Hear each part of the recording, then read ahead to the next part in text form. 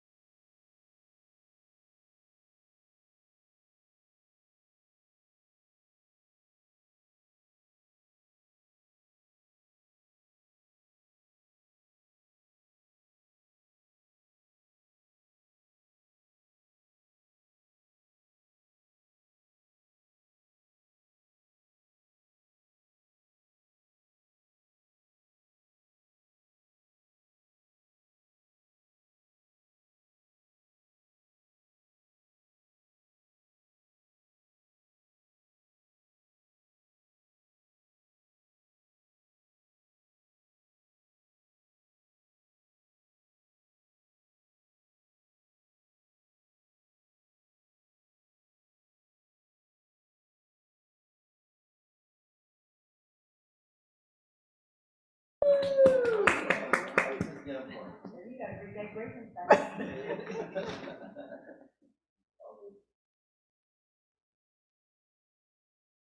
Humpty Dumpty was some shit. That needs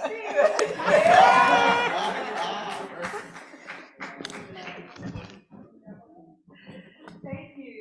I hope you enjoyed that icebreaker, and we're looking for the PowerPoint on the. We're ready for one more panelist. We will keep it moving. How are you all today? Thank you for braving the weather and coming out.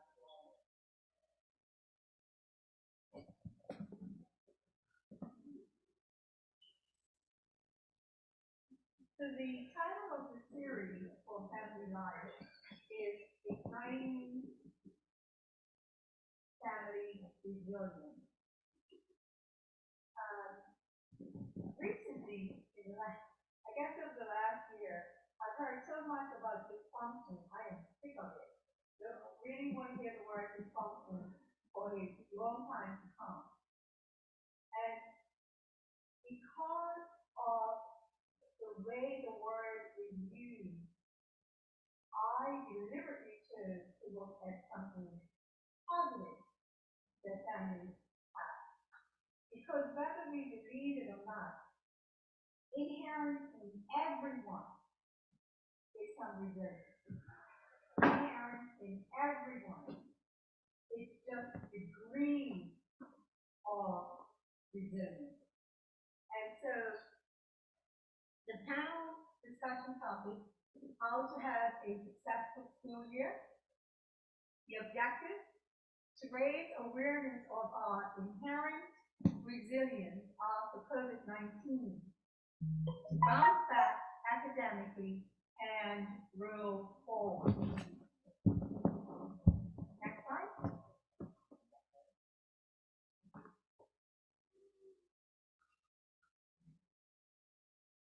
We're going to explore academic resilience. And I found this definition really helpful.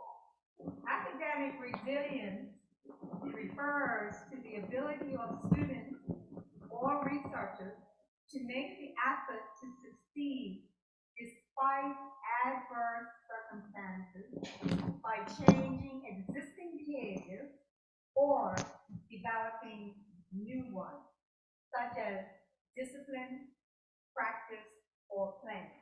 So developing new behaviors in the area of discipline, and discipline is not only just a behavioral bad behavior, to discipline ourselves, to strengthen ourselves, to have consistency and constancy. So developing new behaviors and discipline and the practice of how we discipline ourselves and the planning of the same. Next slide.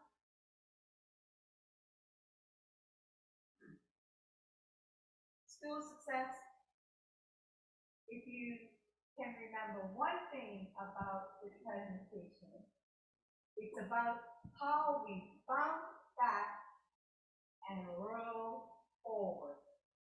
Yes? Next slide.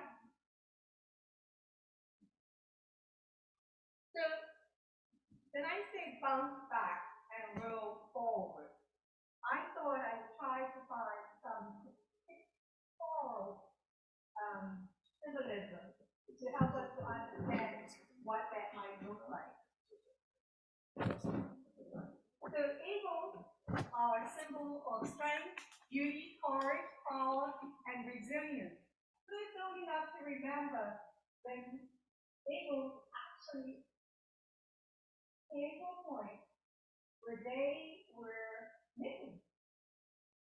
Their numbers had dropped, and America was quite concerned about the numbers and how the numbers had dropped.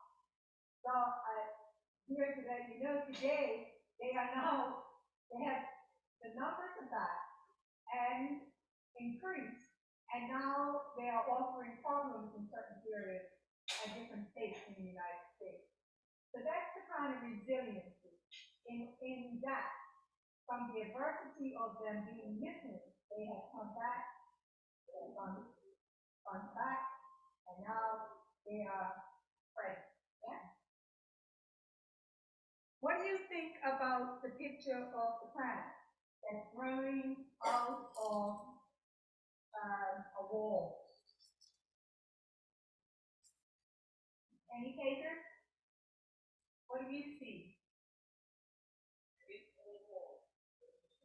Gang, all.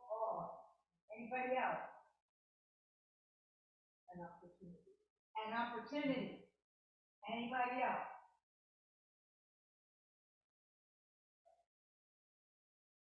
Next one.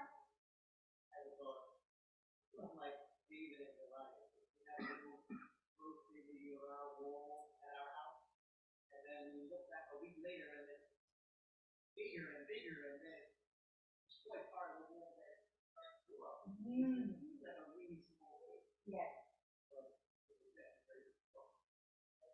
Thank you. So from a psychosocial view, because we know everyone that knows me, I'm going to take you there. Psych Central shared some good points. And you may have some degree of resilience if you exhibit any of the following behaviors. You recognize the impermanence of difficulty. The difficulty do happen. They do happen. And when they don't, we seem to find the strength to rise up, put our foot on it, and keep going forward. You see setbacks as opportunities for growth. You have tools to manage your stress and emotions. You recognize that many things are definitely out of your control. You have a growth mindset versus a fixed mindset. Outside factors such as social and community support may also play an important role in helping people develop or maintain resilience.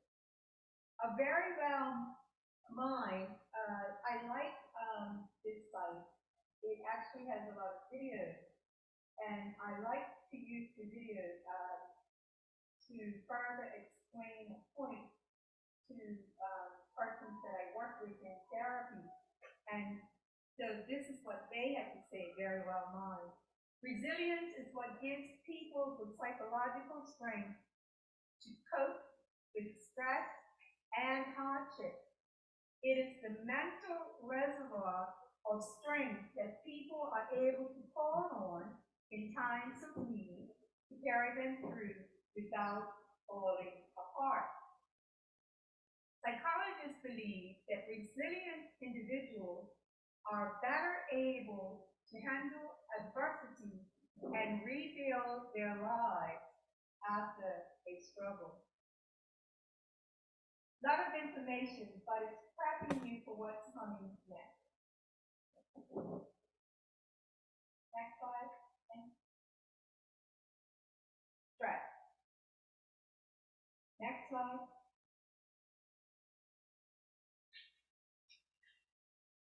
Next slide. And this is what I imagine, because I'm not in the classroom, but this is what I imagine that the classroom has going on while academics are meant to be the focus, where we see how people are coping or not coping.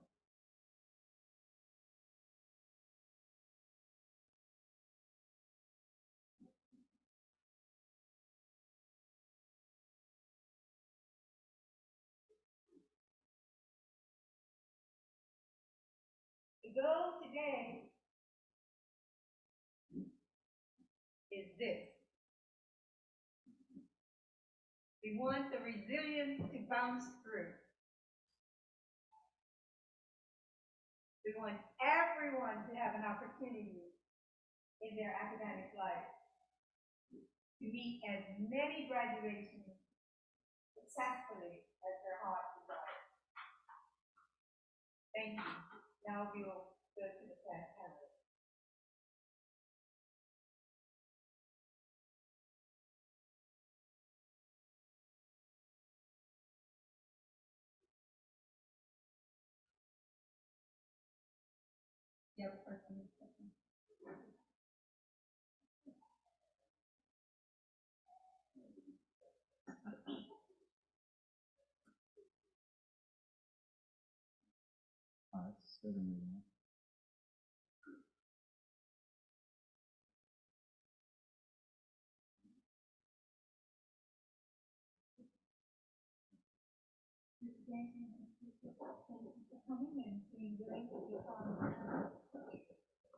Good evening. My name is Xavier James. I'm educated for almost 25 years.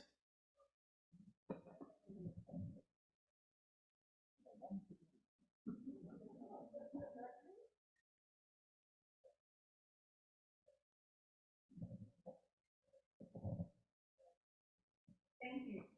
Welcome. Does everybody have a survey sheet in front of them? Good.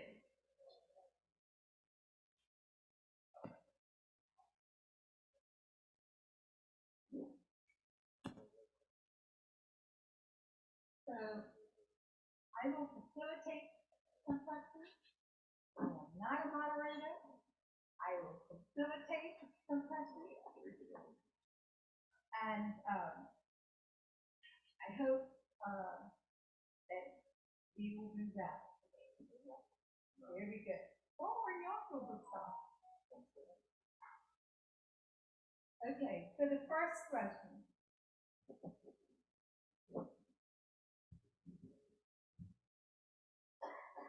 What is the biggest challenge in the classroom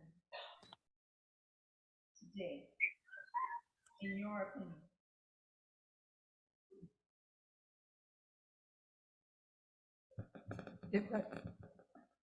If I may, that jumps out to me right away.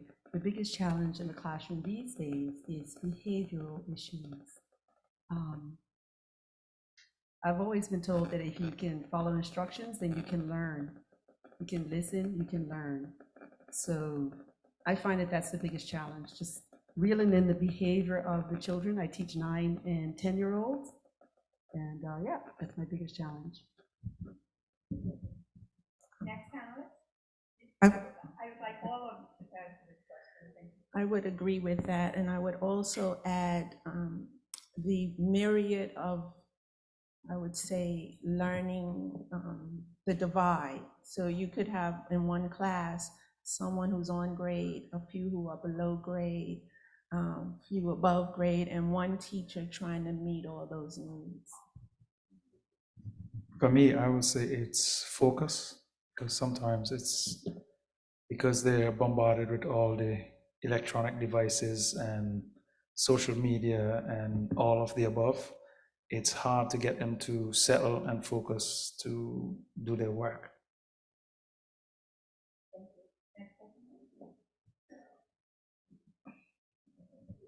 I teach PE, so the children are motivated to come to my class. And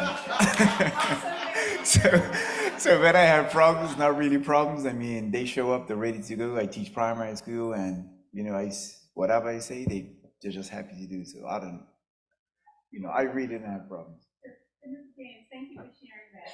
And in your observation, when you're in the teacher's lounge, what do you hear your colleagues?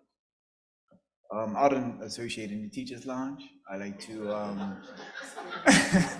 and I'm just being honest. Because, I go to school. I like the positive impression that I'm getting from the children, and I don't want to be, what's the word? Right. I don't want that influence to change mine. So I just find it best that I go, I do what I have to do, and I keep a positive. I also teach in the classroom, but I don't find that experience to be the same in my class. It's, but I try to stay away from, that type of talk because it does get into the way that I feel in the classroom. So. I appreciate the vast diversity that is on this panel. And I want you to continue to be who you are as a person, right? So thank you. Next person? Yeah, I have to agree with Sister Nesbitt. Being a parent, we deal with a lot of behavior, but I don't want to go into what causes it, because a lot of times with parents, we deal one-on-one with children, and there are a lot of issues that brings out the behavior. I kind of want to push back on the question because I don't think there is one problem. And so I don't think the question gives you an opportunity to give a fair response to what are the problems within the classroom. But I agree with everything that everyone has said.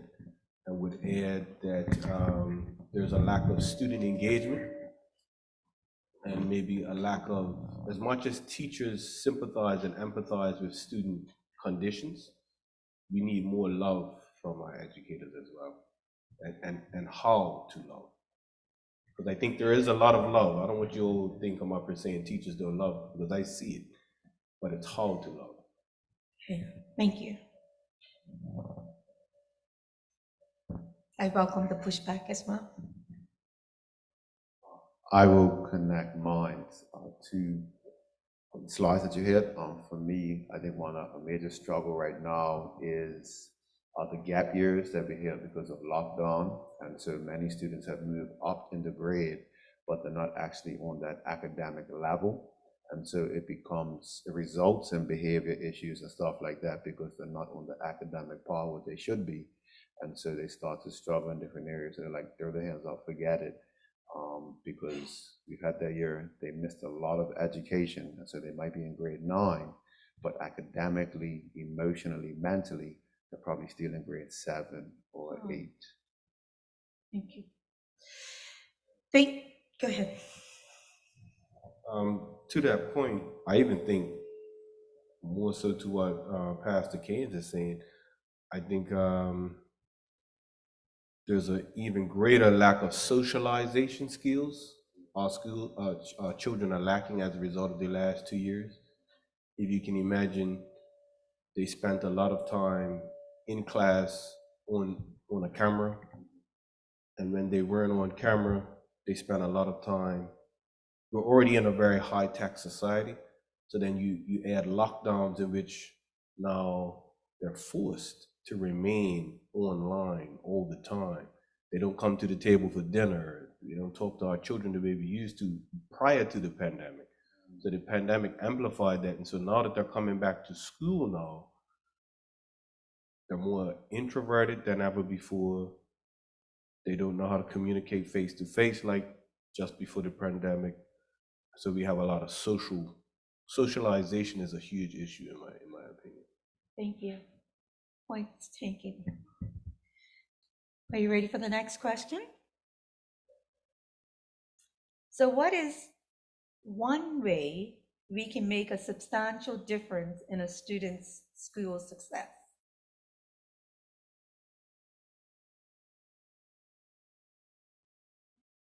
I thought of that because I think that's something you asked us to think about. Mm-hmm. So how are we defining success? And so as a family, I would definitely encourage parents and guardians to have a clear definition of what success looks like, clear communication of your expectations. And so if success is giving it your all, not giving up, being resilient, which means you keep trying. You don't say, oh, it's too hard and I'm just not going to do it. So have that idea of what success is for your children and talk to them about it. And I'll give a part 2 later on. Thank you. Appreciate you. Next. What is one way we can make a substantial difference in a student's school success? So I truly believe that the success to education as a whole is having an even balance between home, church, and school. And wherever there's lack in one, the other seems to be forced to compensate. So as a result, to have a successful school year, those of us who are compensating, which is usually the teacher, Yeah. we have to, one, accept what is, and find ways to love ourselves first. Because if we don't know how to love ourselves first or feel loved from our Creator, then it's hard to translate that into a situation in which a child's going to benefit from anything you're trying in any kind of environment you're supposed to be facilitating. Thank you for sharing that to the detail that you did. I struggled with whether or not I should give time in this presentation for where the teachers were at. And I recognize that's a whole different presentation. And I'll try to do that in the future. If I'm allowed to have a winter series, I will put that in the future. Because you're right, in this way, I find you to be right and support my own values, right? In this triangle of home, school, and church. And so, thank you. Leanne, definitely having families clarify what their expectations is will do away with a lot of their own shouting. Will do away with a lot of unnecessary stress from themselves if they can clarify their expectations. And while I am on it, because the bulletin said social workers will be present, and I am it. If parents could find the strength to ask for help, help will help you to clarify your expectations for yourself first, and then with you and your child or your family. Couldn't miss that one. I had to plug in. Anybody else? I would like to have answered the question. One way. Repeat the question, please. What is one way we can make a substantial difference in a student's school success? Okay, I've listened to the panelists. As a teacher, I take a different approach. I don't do 8 to 4. And let me say that again. I don't do 8 to 4. A lot of times as teachers, we can't wait for 4 o'clock and we're out the door, or we're tired, or we're frustrated because of the day. I tend to build relationships with my kids outside of school. And when you do that, you get to understand that particular child. Now, I'm talking just from Bermuda Institute. Our school is small, so we tend to touch more people. Yeah. So a lot of times it's not about the schoolwork. It's about going to a football game or going to a cricket game, so that when you come to school on Monday, you're like, "Oh, Mr. Davis, you came to my game. Oh, Mr. Davis, you da da da da." And then when I see you frustrated, I say, "Hey, what's wrong? I didn't have breakfast this morning." Because we connect. And then it goes a little deeper. You connect with the parents. My homeroom, I have touched base with every single parent, give them my number just to connect. And a lot of times we don't connect. And it goes back to what you said about love and loving. Because when I was growing up, my teacher was always there. I'm like, "Yo, this dude is forever in my face." But at the end of the day, what I do now is because of the way he modeled teaching. Yeah. And I have students now who are grown men and women, have babies, but I still have a relationship with them like they're in school. Yes, all right? And sometimes you have to go the extra mile to develop that. yes, thank you. I definitely like to piggyback and totally agree with you, Mr. Davis. For me personally, as a teacher, relationship building is the first thing I must do. We have to get to know our students, not just as a bunch or as a class, but individually. We have to get to know their personalities, their likes, their dislikes, what kind of video games they play, what kind of foods they like to eat, what kind of dolls they play with. Every little thing we can learn about that child gives us an opportunity to make a connection, like Mr. Davis said. Relationships go further than that, though. It's not just the building relationships between teacher and child, it's building relationship between teacher and parent, and helping parents build relationships with their own children. Because some parents, they're very frustrated. I don't know what to do with my child. We have to give the parent the opportunity to talk to us and to say, well, how does my child act in school? Because I don't know what to do with them at home. And even tell them what we see. Because they can be different at school. We see a lot more positives maybe sometimes than the parents see at home. And we just have to encourage that. I find that when we build relationships with parents, it's like gold. Because they, especially when you tell the parent, I noticed that your child, and they're like, you know my child, you know them. And I'm like, well, I've been studying them, observing them, so that I can build a relationship with them and not a false, phony relationship. This is real. This is true. We have to truly love them and truly care about them enough to say, hey, I want to know you because I want to help you grow spiritually, emotionally, socially, as our brother was saying over there. So that relationship building, to me, is first and foremost, and it has to go all the way through as long as they are in your school, not just while they're in your grade level. And I think of it this way, we have them for 10 short months. 10, that's, to me, it just goes through quickly, although this year feels like it's going very slowly. But generally, 10 months goes very quickly. What have we put into that child? How have we helped that child at the end of 10 months? What do they remember about us? That was a teacher that just yelled and shouted all year long? Or is that the teacher who cared about me and tried to push me ahead in life?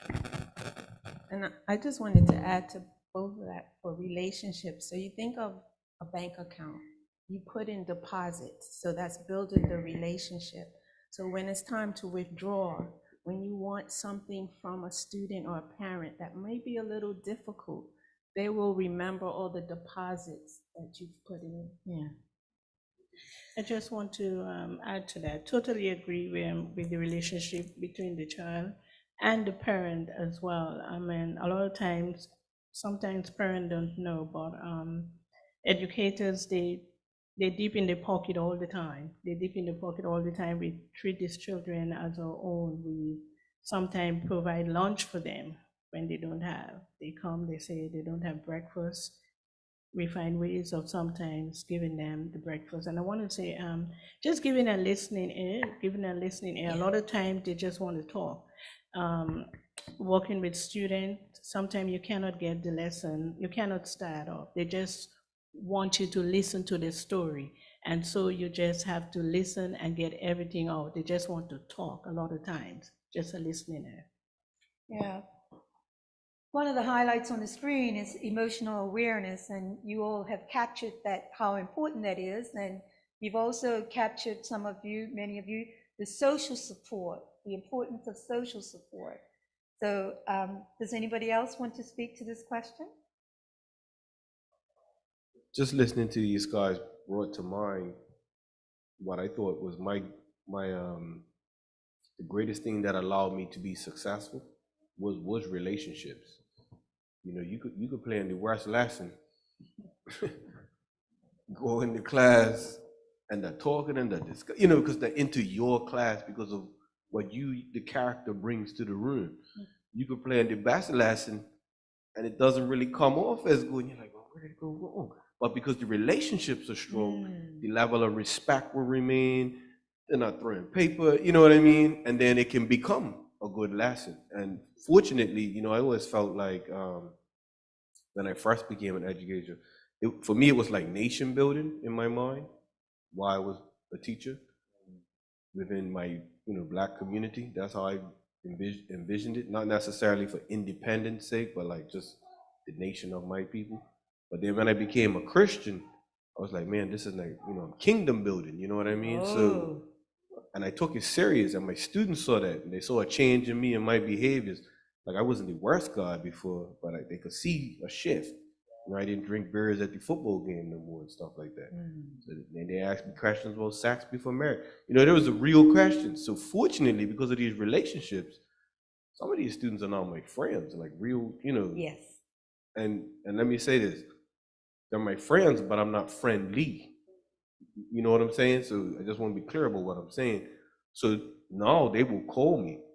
They don't mind coming to church or coming for Sabbath lunch, or just hit me up on my girl broke up with me, what I'm supposed to do with this. They ask real questions. Yes. Sometimes I don't even have all the answers, you know what I'm saying? But the fact that we become mentors for life, whether we want it or not. Because Yes. sometimes you say, I'm a mentor of that child, but this child is the one that attaches himself to you. You know what I mean? So it's that kind of thing. I think relationships is definitely the greatest key. But again, if you're not loving yourself or being loved, it's hard to pour into someone what you don't have. So, Good statement. Sister Brooks, can I just add Yes, that please do. even just a little Brother Keynes invites you to speak. cool. Something with the relationship, I mean, you build it in such a way where they get to trust you in a way that maybe they will not even speak to other people. Usually as teachers, sometimes we don't like giving out our cell phone numbers and stuff. But I was working with a student that his dad had passed, and he used to call me, I mean, just all different hours, sometime late in the night, and he's young, and his parent would not know. And when I would always make it known to his mom that he did call, but he was grieving and he just wanted me to listen. And she was saying that he only talks about me. He only mentioned my name and only talks about me. So regardless, even if it was late, I gave him that listening ear because I knew what he was going through. Praise God. I totally agree. Relationships. I would like to give you guys a real life story. It was about 6 years ago, and I came home, and my house, a pipe had busted in my house, and like water was just coming out of my house. It looked like Niagara Falls, and I was just like, I had to rush in the house. I had to shut off the water. I had to do what I had to do, but it was just the whole house was wrecked.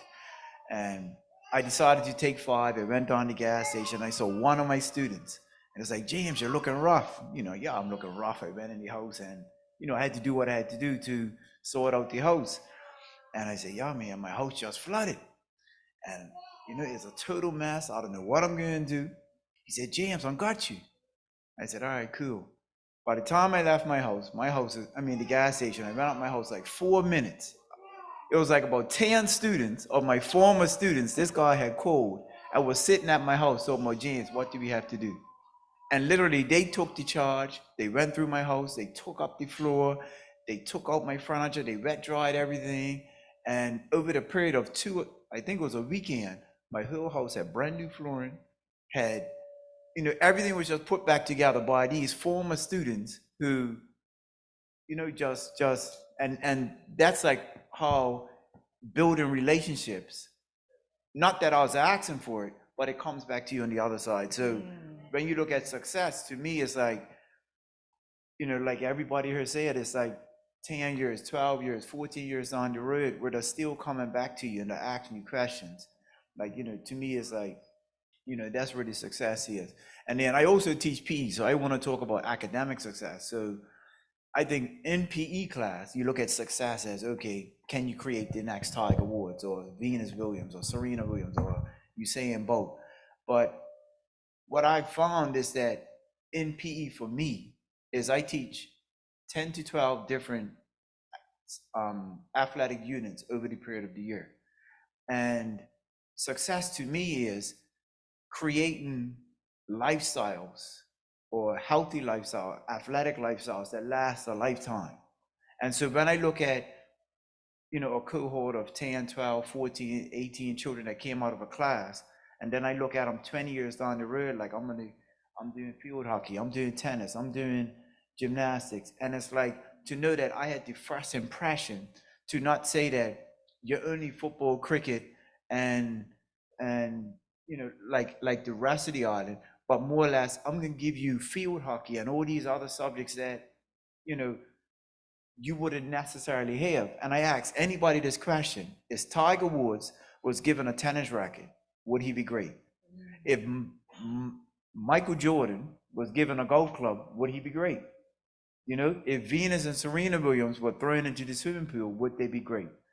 And those are like once in a lifetime opportunities where parents just said, here, take this, and you became successful. But the average person is not exposed, and especially the grassroots children are not exposed to everyday sports. And so it just gives me an opportunity to show them this is the world of sports.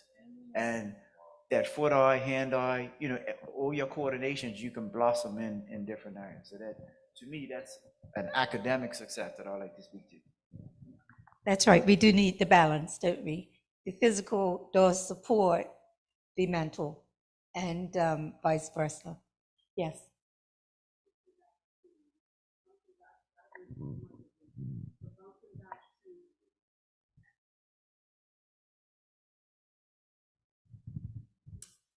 Okay, hi. So bouncing back to COVID-19 and how that builds resilience, there has been a lot of positives out of COVID-19, believe it or not.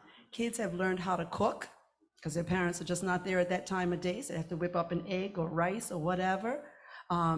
They've learned how to get their rooms or their homework done on their own a lot of times, or how to manage their sleep because they realize, hey, if I go to bed too late now because I have this, I'm online all the time, I'm not going to have the energy for school. But I want to go back to building relationships even during COVID-19, just true life experience. When COVID-19 first struck, I'll never forget this experience. There's a young lady in my classroom, and it's a little bit sad to even think back, but her mom had to work shifts, and the dad that she was staying with didn't really pay any attention to her.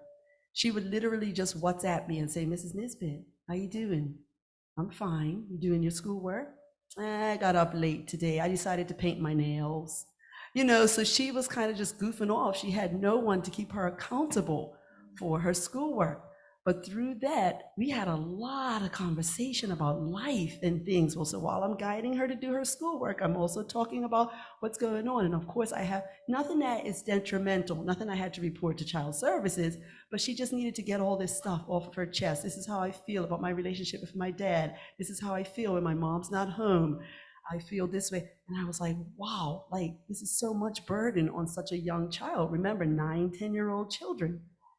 And so I got an opportunity to pray with her every now and again. She's not particularly religious. Her parents didn't take her to church, but she was open to praying. Now let's fast forward to now, 2022. This is when COVID first started. She came to me and she told me something profoundly personal about her. And she said, and this is why my classmates don't like me. I was so shocked. I cannot reveal what she told me. Like, again, it's not something to report to child services, so it's nothing.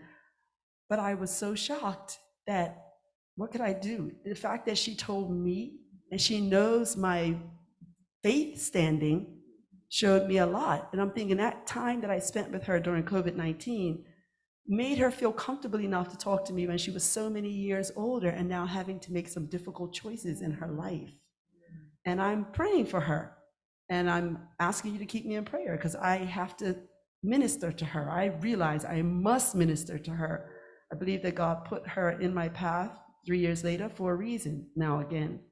So when we start building relationships, it just we don't know how much God can help someone else and even help us to find out, who are we truly as educators.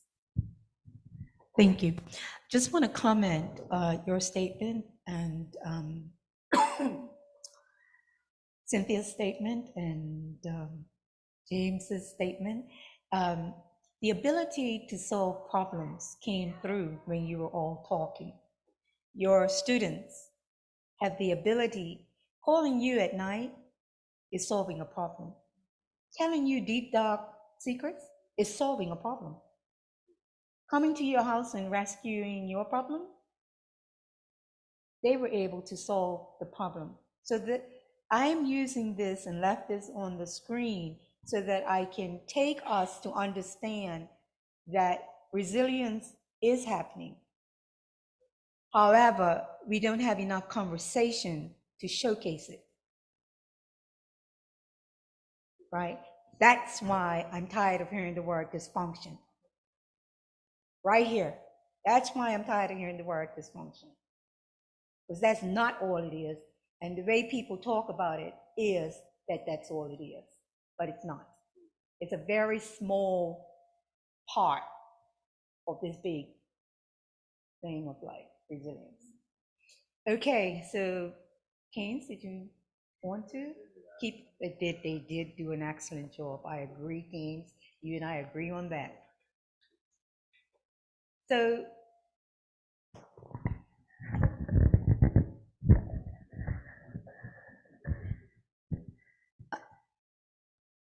how are you receiving the panel discussion so far? Show of hands. Good. Surpassing your expectations? Yes. I just want to also use this moment to ask you on your survey form, on the back of the sheet, please use the blank sheet to make any comments that you want to make about any of the presenters or myself, okay? So that when I collect the survey sheets, I will have some varied feedback, okay? As you see it and as you experience it. All right? Thank you. That was intermission.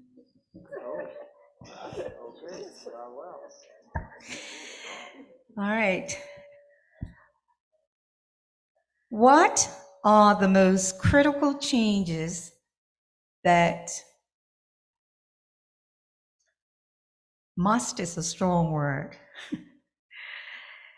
that can be made to face the future of students learning effectively? So we're looking at how students learn as we face the future, right? What are the critical changes in your academic world, right, that you would like to see? I will go first. I know that Mr. Bassett is a part of this committee, and so I want to celebrate the work that him and his team is doing, in which they are creating the new signature schools. And so I believe that that is a step in the right direction, in which they are being intentional. They are being intentional in trying to focus young people. So we talked about success earlier, trying to focus them so they have paths in which they can go towards success. And secondly, in light of COVID-19, it's my personal opinion, I know some people have different views on it, but I believe success academically will come more when we emphasize the arts and also sports, i.e. PE. We have gotten to a place where I watch my students earlier, AirPods in, devices in their hand, while we're sitting here talking. I believe that, no shade, but I believe that we have to emphasize art. We have to emphasize play, because again, that's where curiosity comes in. That's where learning comes in. That's where building different skills comes in. And so we've got the technology, we've got the skills, but again, we've had 2 years, as Mr. Bassett said, without that social interaction, without learning how to fall in the mud and get back up. And I feel like that is a part of life that we are missing, and we're robbing people. And I believe there's a healthy balance to it. I like what Mr. James said. He gives them a variety of exposure when it comes to sports and play. So it's not just football or basketball or cricket, but it gives them that exposure. And I feel like our young people, especially in Bermuda, because in Bermuda it is football, no one really plays basketball, but football and cricket, and we're trying to build rugby. But I believe that number one, the signature schools is to be celebrated, and secondly, the arts and also the PE is something that will help our people to be well-rounded. So that's my answer based off of your question.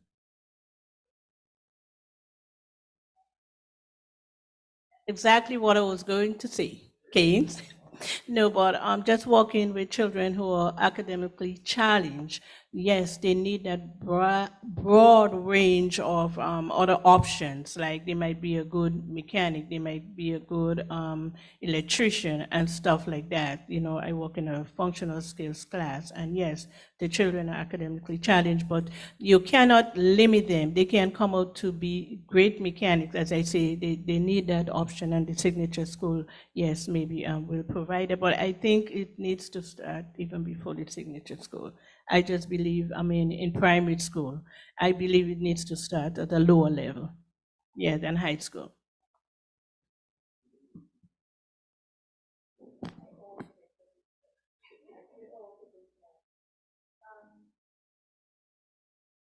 What are the critical changes that we must make to take the teacher or student learning?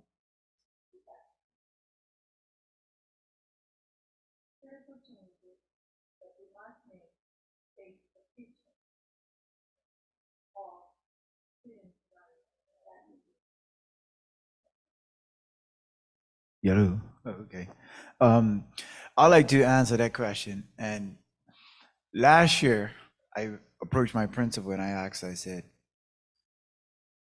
one of the things I noticed is that as an adult, a lot of the things that I had to figure out on my own, I wasn't taught as a child, and these are real life experiences. And I said, can I teach a unit on finance and real life? And she said, you know, cool, can I teach you to the P6s? So we spent a year doing that with the P6s. And I went through mortgages, what is an entrepreneur, what does it look like to be self-employed, what does it look like to be working for someone. We went through the whole plethora of finances, what it looks like from start to finish. How do you get a house? How do you budget? Those type of things. And I feel like real life experiences need to be integrated specifically into the curriculum. And I go back to all of my friends that went to Robert Crawford, the old wealthy, the old millionaires now. And Robert Crawford was considered the school that is not academically successful. And everybody keeps talking about this Barkley, but every single person that went Robert Crawford is wealthy. And so, you know, you look at, okay, a person that went Barkley has a position, but a person that went Robert Crawford is financially stable for life. And so what is in that school where they learn business, they learn trade, they learn to use their hands, and to me, it's integrating that, understanding finances, understanding how to manage money, and the application of it to life. And, you know, that's something that I would like to see integrated specifically into the school system. Okay. I concur with what Mr. James said. I second that. One of the things that, as human beings, we're afraid of change. And we have a system that has been set up to literally deal with individuals from 1975 to about 1989. That's the system, the school, how it operates, how it runs. That's how it is. We're afraid to use technology because most of our teachers are getting up in age, and we're afraid to advance ourselves and to say learn new things. And I think one of the things that is needed is younger, fresher minds. That's one, and being able to, as a teacher, be flexible and learn. Because you know, some teachers will tell you COVID-19 was the worst experience they ever had in their entire life because of Zoom. Yeah, teaching PE on Zoom. You know what I mean? It was a challenge, but the younger teachers, oh man, this is a breeze. Oh, Google Docs, Google Classroom, boom, you know what I mean? And a lot of times we're so afraid of change that we're actually hindering progress. So we have to be able to change and adapt with change. Now, Mr. James spoke a lot about sports and PE. I teach at Bermuda Institute, so when we hear the word sports, that is a dirty word to all Seventh-day Adventists. And I am going to say that because growing up in a Seventh-day Adventist, yes, when you hear sports, what is the first thing you think about? Honestly, competition, one, all playing on the. All right, cool. See, dirty word. So for me, when I hear sports, I think physiotherapists. I think sports medicine. I think sports psychologists, right? We limit ourselves to two factors because we figure sports is going to hinder our kids from entering the kingdom, right? So sometimes it's a touchy subject, right? Because I can't tell you how much Ellen G. White readings and writings that I have gotten in my mailbox because of trying to have my school participate in inter-school sports or what have you. But we relish we're the rugby champions, or we won the six-a-side football tournament, or we made it to the finals of yada, yada, yada. But we celebrate the quiz competition, the Bible quiz competition. You know what I mean? So it's a thin line, but when I see and hear sports, because I grew up in it, right? Seventh Adventist. When I see and hear sports, I don't limit myself to playing on the Sabbath or competition. Yeah? That's just putting it out there.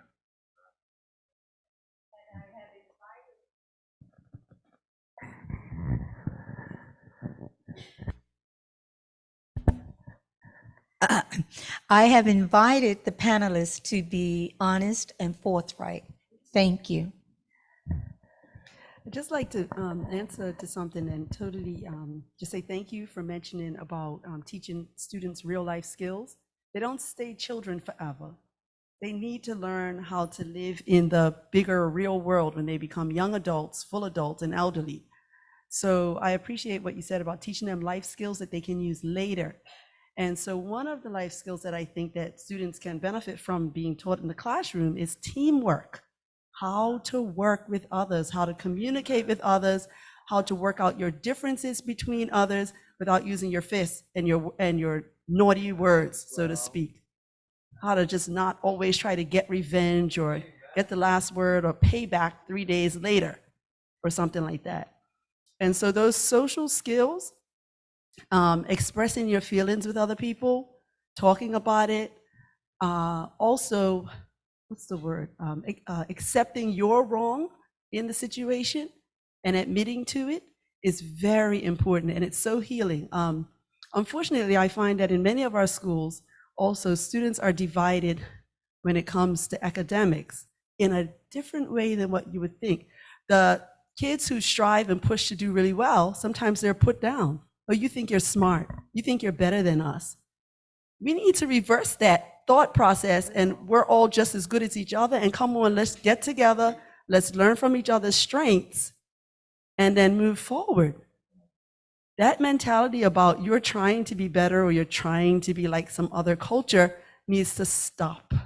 Every culture is smart and bright, and we're all capable of doing well, and we need to encourage our students to be unified on that point. You know, first of all, unify the classroom. A lot of parents might say, I don't want that child working on a science project with that child. But in the real world, your children have to grow up and work with people they don't like to work with. So we just have to give them the skills to learn how to work with each other. I generally don't listen to that comment. I still make them work together anyway. And I just find ways to teach them how to get along with each other. Unity and teamwork is important. They're going to need that when they become adults. They need to learn how to work with each other now. Yes, because that very same child might find that child being their boss. Oh, yes, it's a small country. These things happen. We don't stay little people forever.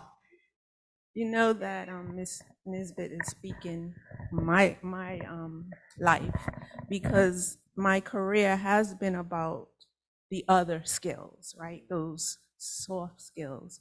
So going back to your growth mindset and fixed mindset, it is critical that we dismantle the fixed mindset of this is how we always did education. The critical changes are where teachers, they have to realize that is not just about teaching your content and your subject. It is about the social emotional learning. You cannot have academic success without the social emotional learning piece. The teaching how to get along, the teaching how to understand other people's perspectives. So dismantling that fixed mindset of I only teach math and that's all I need to do. I didn't sign up for being a counselor to that student. So that's a critical change that we need. I'm gonna just, One more thing, real quick. yes. Just to piggyback on you guys, like there's a Bible verse called Luke 2:52, and it says Jesus grew in wisdom and in stature and in favor of God and man. And I think that as an educator, like when I look in the Bible at Jesus as a child, that's probably one of the only Bible verses that talks about Jesus as a child. And so when I looked at my personal life growing up as a child in the church, and then I look at as an educator pouring back into the children, if Jesus grew in wisdom, that's his academics. If he grew in stature, that's his physical body. And in favor of God, that's his spiritual. And in favor of man, that's his social. So to me, that's the four pillars that we all, whether we're adults, children, or whatever, should be trying to achieve based on, biblical doctrine itself. So Thank you for sharing. All of you, thank you for sharing. So first, let me say this is a thankless profession, so I'm grateful for the thanks. But Ms. Simmons is also a key person in our education reform. I couldn't sit up here and take that vote. Yeah, but we do try to keep it on the list. But that being said, Ms. Simmons is here, not in that capacity. I do know. Okay. But I'm just saying. That's I'm good. just saying. Okay. So I started off earlier by saying home, church, and school are equal to the total success of a child. And so for me, from an academic and duly speaking spiritual, the foundation of who I am as an educator comes from the teachings of Ellen G. White on education and the teachings of Booker T. Washington. And they are much of what they speak about in relation to education align. And so for myself, when given the opportunity to be a part of education reform, I jumped at it because of what I knew the education reform would provide. And what it provide is what these guys are all talking about, giving students an opportunity to learn new things at their age level, at their cognitive level, learning financial literacy at an earlier age, understanding pathways to success at an earlier age. I think BI has a great school. Let me say that overarching first. But I think that there was a blueprint that was, I'm speaking personally, not for anybody. Let me just say that right first. But there was a blueprint that was given that I don't think BI and or Western education today is closely aligning itself to. Western education has gone in a direction in which it is trying to prepare people to be robots on an assembly line. And that takes away who you are as a person, your socialization skills. If you see the way the classrooms are set up, they're set up much like a factory line. That's this way, it's very boxed in and rigid. And because that was successful for some, we think that's success as a whole. So I think now in today's world, with so much touchy-feely going on with technology and things like that, and students, if you talk to them, they want to be passion-led. So you can't take a student who wants to be passion-led, box them into an old system, and then tell them to be passionate. It just doesn't make sense. So I'm liking where education is going. I think that's critical, is that we move, all of us shift in that direction. But someone said it earlier, people don't like change. Bermudians don't like change even more than most people, if I'm being honest. We're very comfortable. And so when it comes to change, change is like revolutionary. It's hard, it's difficult. You have to be uncomfortable. And so for that to happen, we have to fall in love with the process more. And that's something, if I'm being honest, even as Christians, we don't like. Jesus says, give up this, do this, try that, and you'll grow more spiritually. We kind of want to have success without the faith component. You know what I mean? So I think we have to get more in love with the process.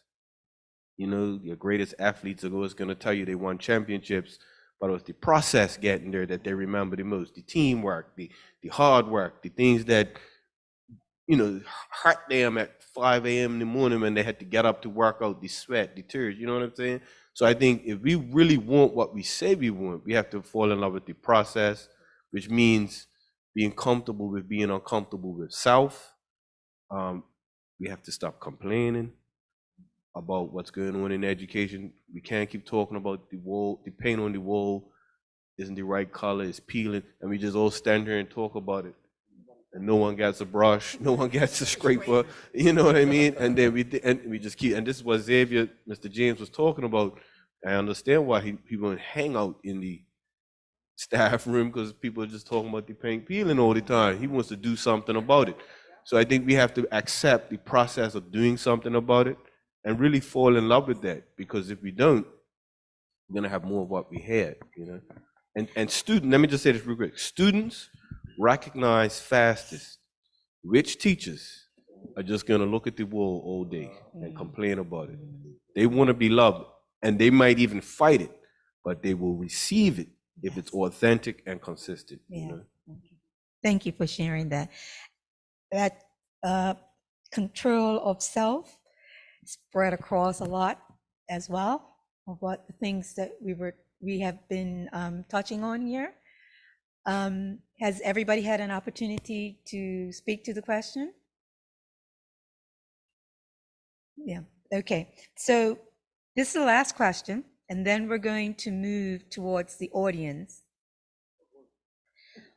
So think about this question, and we're going to go right around for everybody to answer quickly. What is the one thing you want the audience to take away from today's discussion? What is the one thing? Well, it don't have to be just one. What is something that you want the audience to take away from today's discussion? I want to say, just to piggyback on what LeVar said earlier, we're in a generation where we see success. We don't see the process behind the success. We see the Ronaldos, but we don't see the time Ronaldo's training. We see the LeBron James, but we don't see the sacrifice that he had to make in order to become great. As you leave here today, think more about the sacrifice and the process rather than the end result. And I tell my kids, I don't see them here and now, I see them 10, 15 years from now. And it's all about the choices you make in between that time span to get where you need to be. So as a parent, I know we want the immediate success because my child, but sometimes it takes years of repetition over and over and over before that switch goes off and you're like, man, I've been saying that, like, you know what I mean? So just continue to trust the process, follow the process, and the end result, you would, success will be yours. Thank you.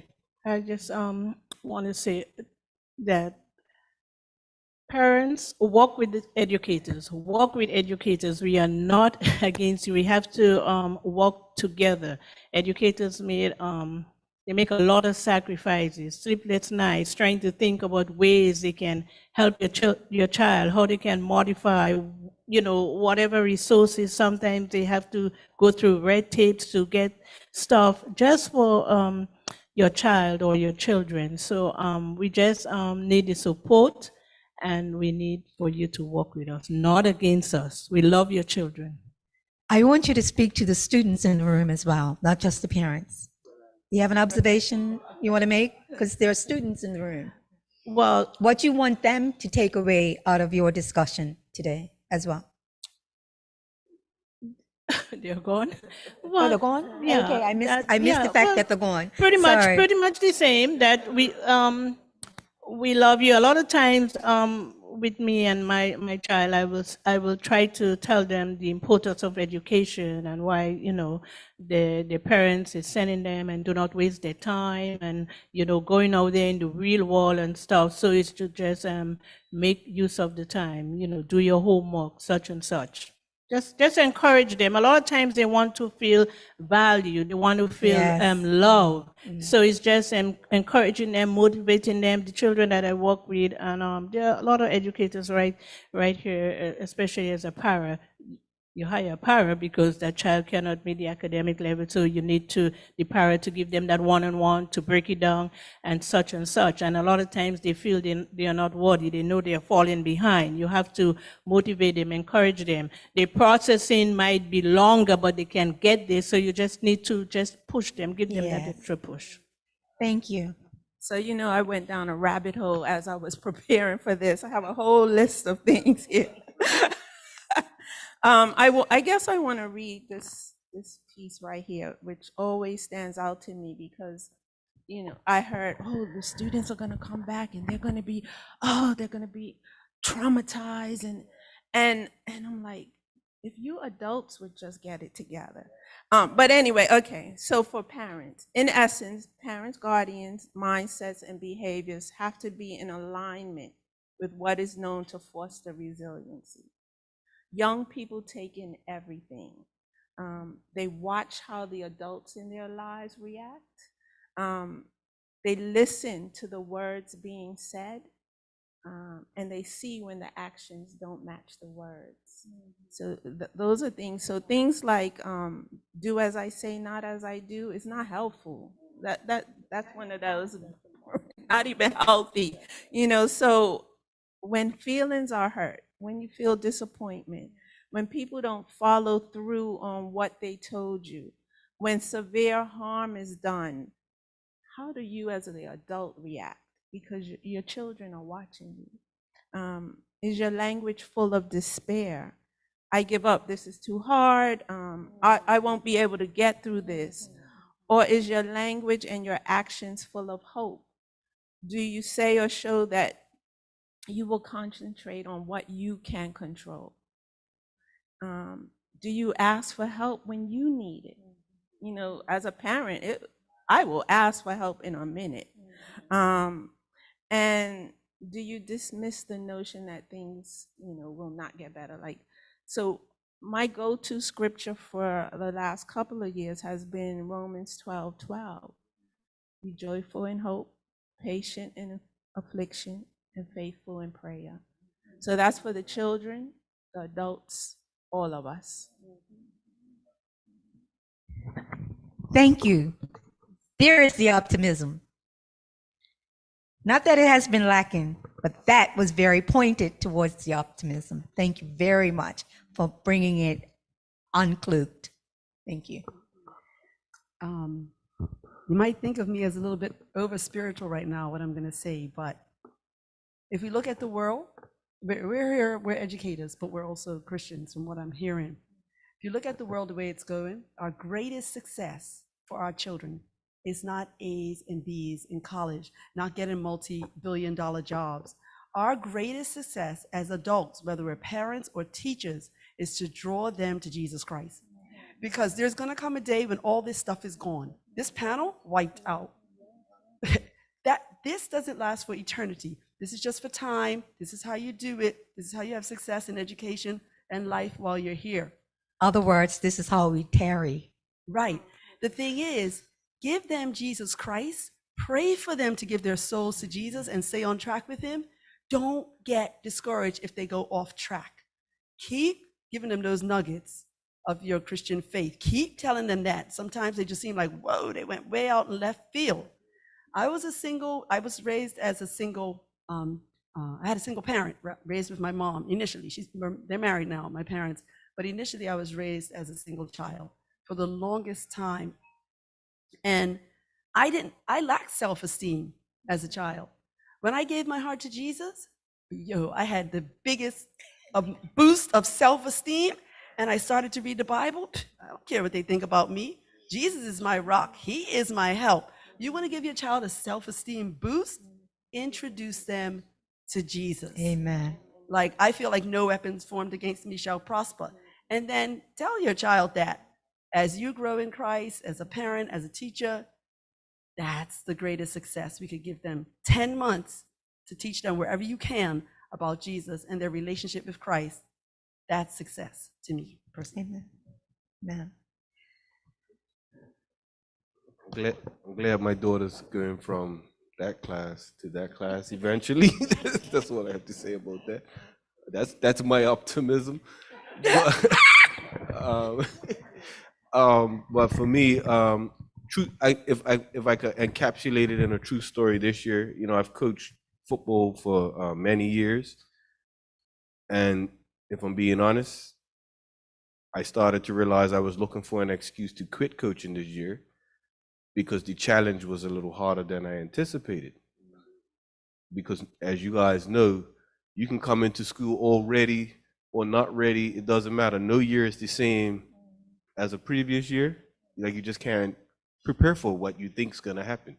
So post-pandemic, we won the title the year before, and the title for me wasn't about winning the title. It was about developing young men, because they didn't know how to win.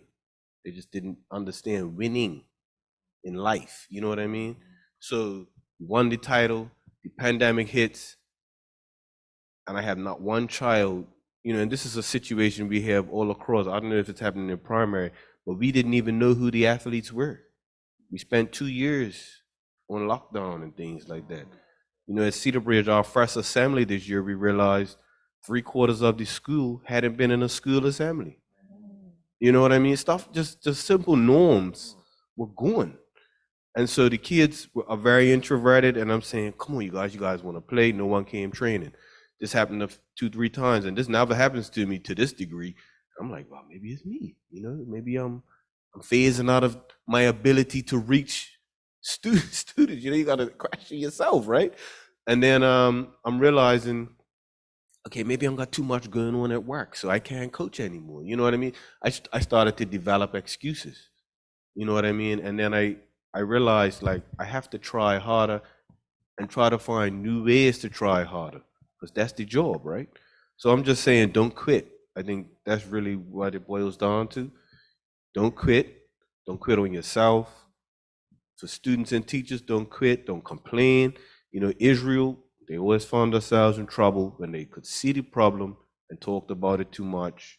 I think we have to focus on be those 2 spies that could come back with a favorable report, see the problem, but see the optimism in the problem. I think right now we have maybe our greatest chance to reach students, because there's such a void in their lives than ever before, that if we fill it with Christ likeness, man, what we could reap from that opportunity. I truly believe that. So maybe I'm a little naive, but I'll stay in that space, but be optimistic in that naivety. You're resilient. You're looking for them to bounce back and roll forward. That's why you're on pause. You are just on pause. Remember that, right? Okay, everyone had an opportunity to answer? Yes? I would say, trying to get one of these things. For me, number one, I got this from Dr. Lou Matthews, and so something I always stick to: parent, teacher, student, in particular parents, man, make sure and try to the best of your ability to make sure that your child reads on grade level. That's something that Dr. Lou Matthews used to always push, and that goes towards a few of these things up here. But I know my own personal journey of being behind academically, and like I said, a lot of behavior issues are resulting from lack in academics, and sometimes the lack in certain academic abilities is because parents simply say, well, you just can't do it. My personal testimony is I was hooked on phonics, and I had to learn how to read and go through that process. And I really can tell the difference in the students that have parents that force them to say, you're going to sit down and you're going to work on this right now so you can grow. And again, it builds that resilience inside of them. And secondly, in reference to, for me, man, you need to take one airport out their ear and listen to everything and watch everything that they are consuming. Right now, everybody's watching this documentary on Jeffrey Dahmer. He was a serial killer. Every single individual is obsessed with this serial killer. And as much as we want to point our young people to Jesus, we have to be aware of what they are consuming at this time. And so, like you said, literally, we have our young people that have a computer right in front of them, and they are watching nudity and serial killing, and they are coming in class and they are laughing at it. And so, again, just to have that awareness on what they are, and the parents are watching it too. And so that awareness of what they are consuming. So making sure that they're on grade level academically, and secondly, having that IQ and also that emotional intelligence to understand what they are consuming. Because some of these students, man, they can't even process what they're consuming, but they are having it going into their system and they don't know how to emotionally process what they are doing. And so they're just coming out. And again, some of the stuff to listen to, man, promotes rape culture. And so having that awareness as a teacher, as a parent, and again, just as it says earlier, just as a mentor for young people, that this is what they're consuming and we must be on guard because it is a spiritual battle.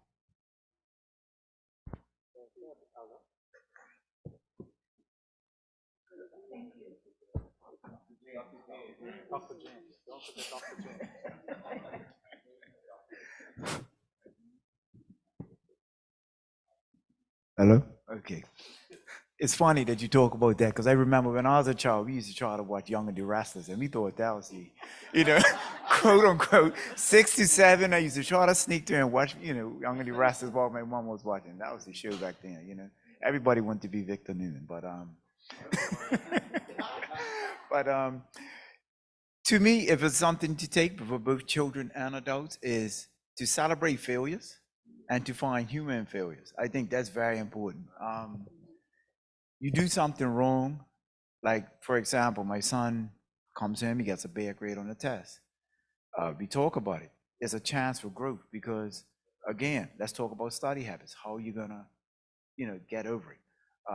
You get in trouble at school, great, It's not what I'm promoting, but at the same time, it gives an opportunity for growth, to become intimate with your child on a deeper level, to explore who they are. And you as a child, you get to reflect and look at yourself. When you get older, failure is going to be a part of your life. And so if you don't go through them as a child and learn how, like you said, resilience and bouncing back and the processes behind it, I believe that, to me, like with my children, I have 2 boys. One is graduated from Walla Walla University. My youngest is second year at Bermuda Institute. But, I always find humor in their problems, not at the time because we have to address it, but is to laugh at it later and to say, look, boss, you're human, I'm human, we both make mistakes, and we're gonna bounce back from this regardless. And so he always had that sense of, you know what, Daddy, I can talk to you because I understand that you recognize that you're not gonna sit there and whinge at me or get upset at me because, this is what I did. Sure, you snuck out, you took the bike down the road, you came back, but let's talk about it now, And then afterwards, oh, did you get caught? Did you see the police? Those type of things, and just find some humor in it. But at the end of the day, you find that they're easier to listen to you and to follow directions when you're more grounded rather than just being this, pressing up there. And then to children, don't be afraid to talk to your parents. As I tell my children, I said, anything you're doing now, I'm done and forgot about. So it's nothing really new, and everything, and I just find that, they talk about something and it's just a revolving door. It's just a new generation who's doing the same thing that the previous generation did. But, in isolation, that's when you have problems, because they may do it behind closed doors. And that's when trouble comes in, because they don't have that support to understand it. But rather than bringing it to a parent or talking to your parents about it, who will give you advice. Mommy, daddy, I'm tempted to drink alcohol. And daddy, mommy will give you the advice on alcohol. This is what's behind it. And so you're making good choices through your parents' choices. And so it's nothing really new. And so just children, be open, talk to your parents, find the humor and keep the relationship going, and not shut it down with harsh words and shouting and screaming and this type of thing. Thank you for highlighting that, because you're right. Failure, anytime you say this is, you ever, because you know right, you don't get it in. That's totally resilient, right? Many times failure is what brings you to success. More reason than not.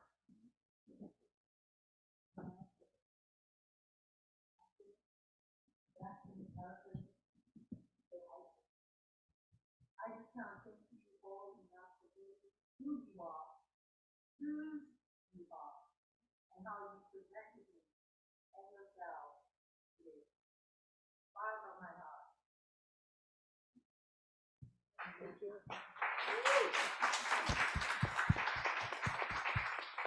I'm sorry that the program is going to get it out there.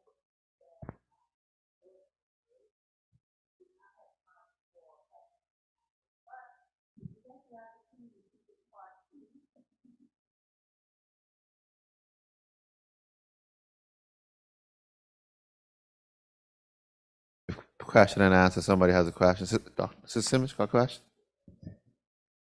Don't we have enough time to give him a change and get ready for this social at 7:45 at St. George's Church? Quick promo. Any questions from the Sister Trot?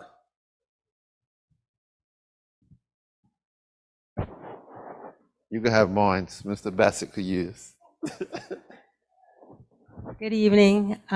First of all, I want to thank you all for your sacrifices. I have 2 sons that I am grateful I can say they can go from St. George's to Dockyard and back. Thankful to a lot of the teachers. Now, one of my sons, brilliant. The other one, the oldest one that's brilliant, thinks he knows everything, but he does. The youngest one had learning disabilities. I had to discover that. The school systems have to find a way to identify these problems without. I was a parent that jumped on the tables. You're not passing my child on without finding out what is wrong. We don't have a lot of parents around like that. They deny it. But I struggled to get my child the help that he needed. Fortunately, the older son supported the younger son. I pushed and I pushed and I pushed and I pushed. And then people like Mr. Davis came along. People like Sister Hatzberger came along. And my children have a wonderful relationship with all of the teachers at BI. And through prayer and fighting and fighting and fighting, they are both successful young men who can go from one end of the island to the other and back. But we have to find a way to identify and address those problems for those children who have learning difficulties. BI implemented in God's time the multi-grade class, which helped my younger son. If it wasn't for that multi-grade class, I don't know where he would have gave up, but he is a success story and has learned to not give up. We have to find a way to address those problems and help those children who move along a little slower than the others. Thank you so much, Joel, for even saying that, because we love parents like you who are willing to have your child tested. Nowadays, we have to fight with parents who are pushing back because they do not want their children to be labeled with some diagnosis. So we like parents like you.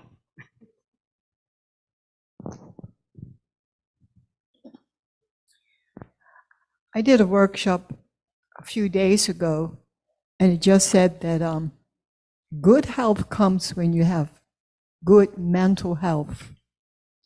If you're mentally capable of handling any situation, you have good health.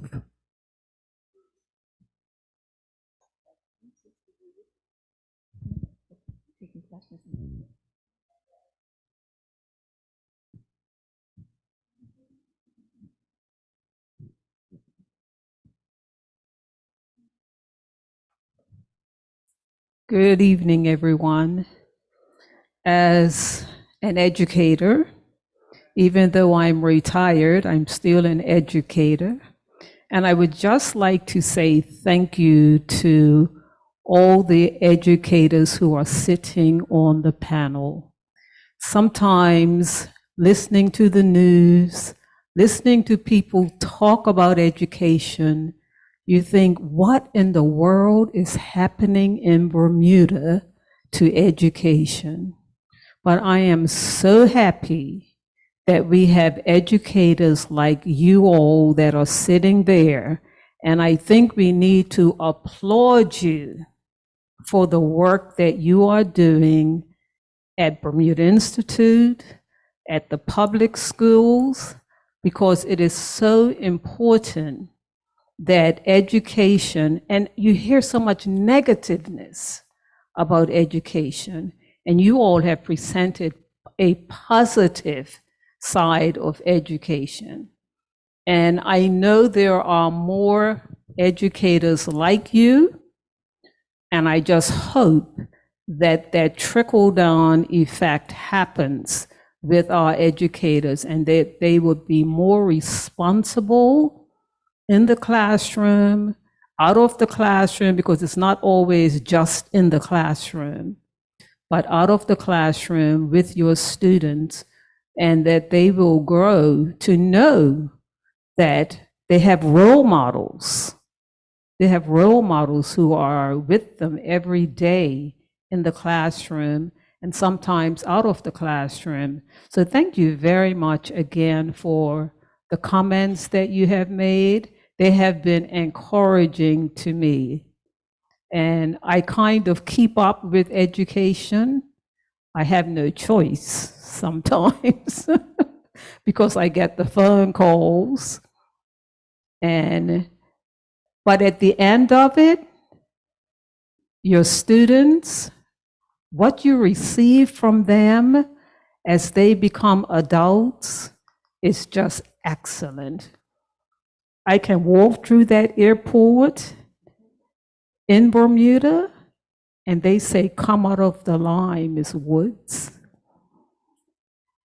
You know, and there is just so much to be thankful for our teachers. So thank you again for today.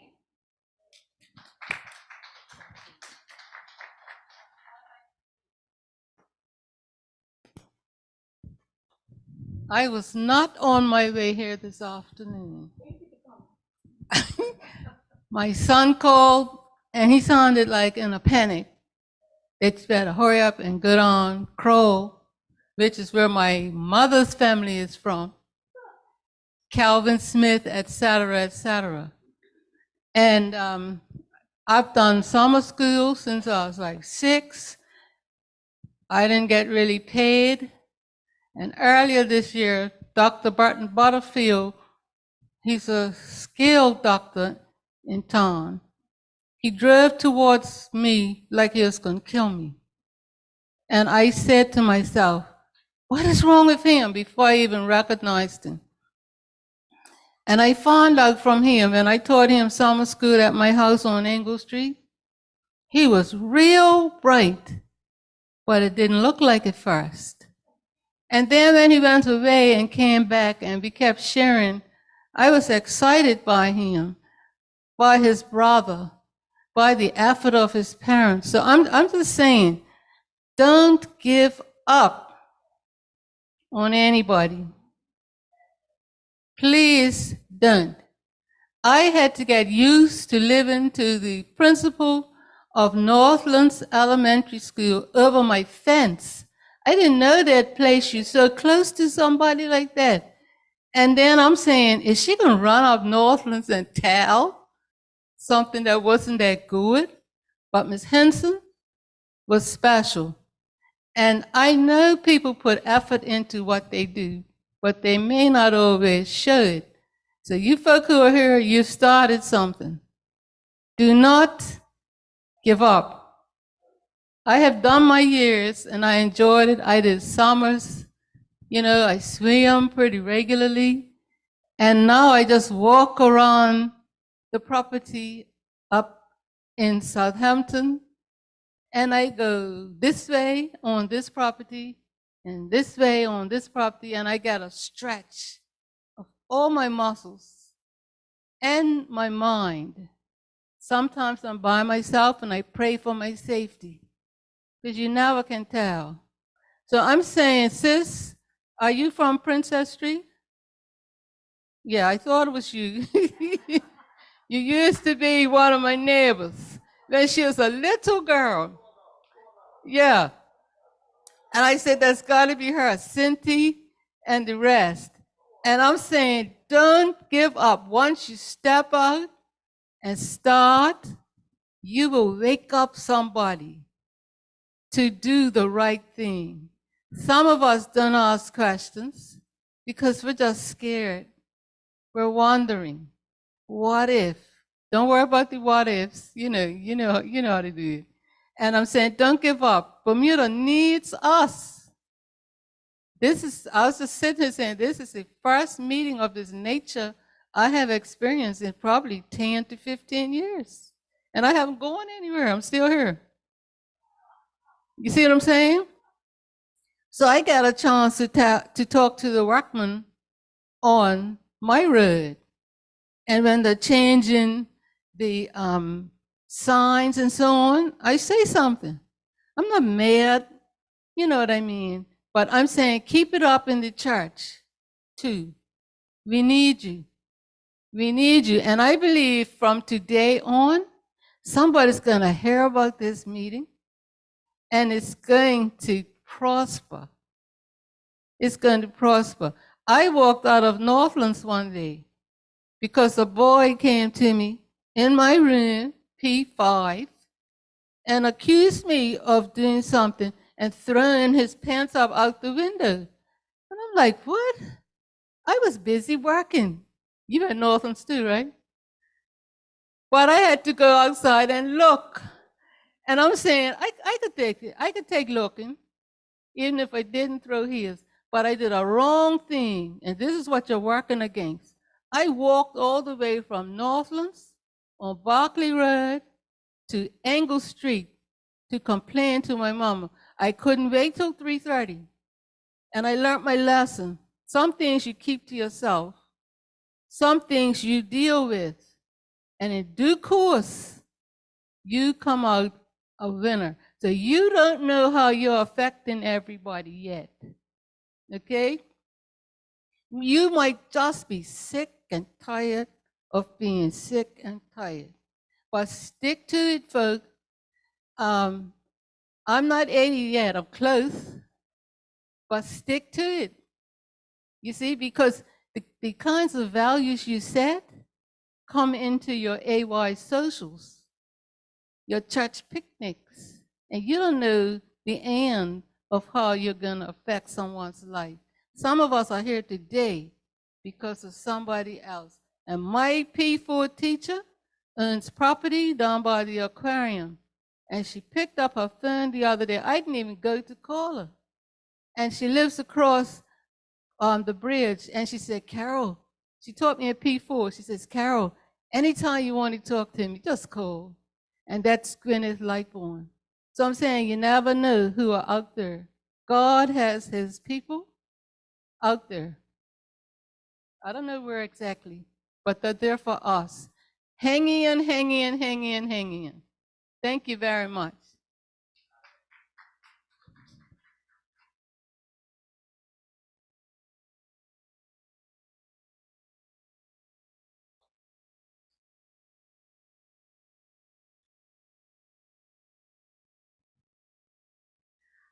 Well, I was just informed that we have about 250 years of service on this stage. They didn't come on. That's yours. So we have to take it up by another 25 years or so. Isn't God good? Isn't God good? Let's pray, because I don't want to cry again.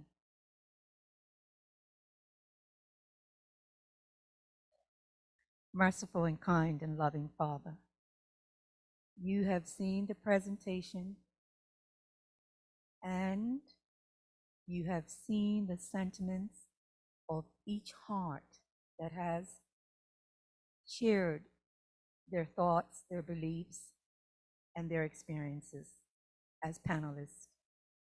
And so, God, we ask in a mighty way that you would send them on the way with a multitude of blessings. However you want those blessings to play to your will, but bless them. Bless their homes, bless their families, bless their classrooms, bless their interactions with their students, their colleagues, bless their schools. Continue to give them wisdom. They have quoted from your word. They have spoke to glorify you, and they are in service for you, Lord. So as they march, help them to successfully get to Zion. In Jesus' name, and everyone listening, amen.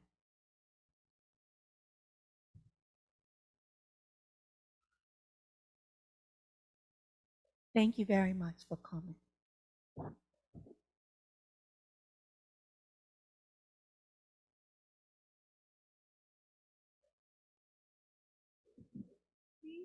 Can you give in your surveys? These surveys are critical. Please give in the surveys.